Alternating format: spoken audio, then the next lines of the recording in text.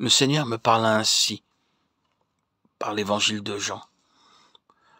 Lorsqu'ils furent rassasiés, il dit à ses disciples, « Ramassez les morceaux qui restent afin que rien ne se perde. » Jean 6, 12.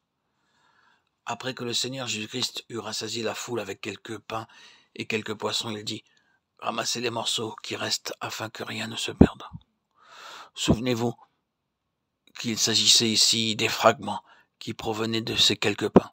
Le pain d'orge dont il est ici question était la nourriture des pauvres. Ce n'est qu'en temps de famine qu'on utilise l'orge pour faire du pain. Les fragments qui restaient provenaient donc de ce pain d'orge qui n'a pas de goût. Cependant, le Seigneur dit que même les restes de ce pain d'orge ne devaient pas être laissés là, par terre, et ainsi perdus. Il y avait là plus de 5000 personnes, et tandis qu'on leur distribuait le pain pour les nourrir, il y avait des morceaux qui tombaient à terre. Mais il ne fallait pas les perdre, et selon le commandement du Seigneur, selon son ordre, il fallut rassembler les morceaux qui restaient afin que rien ne soit perdu.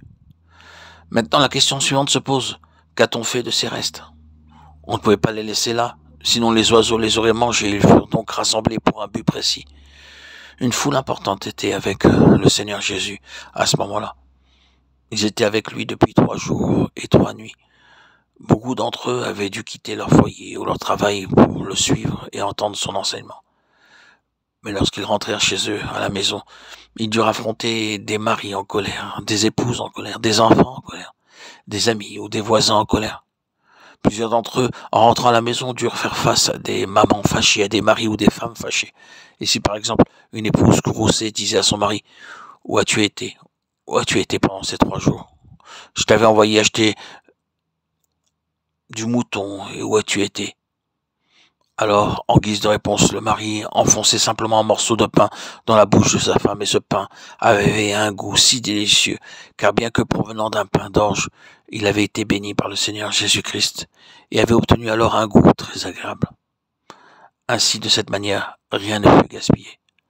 Notre corps est le temple du Seigneur Jésus, et de même, notre argent et notre énergie lui appartiennent. Le Seigneur veut que tout ce que nous avons, et dans tout ce que nous faisons, nous portions beaucoup de fruits pour lui.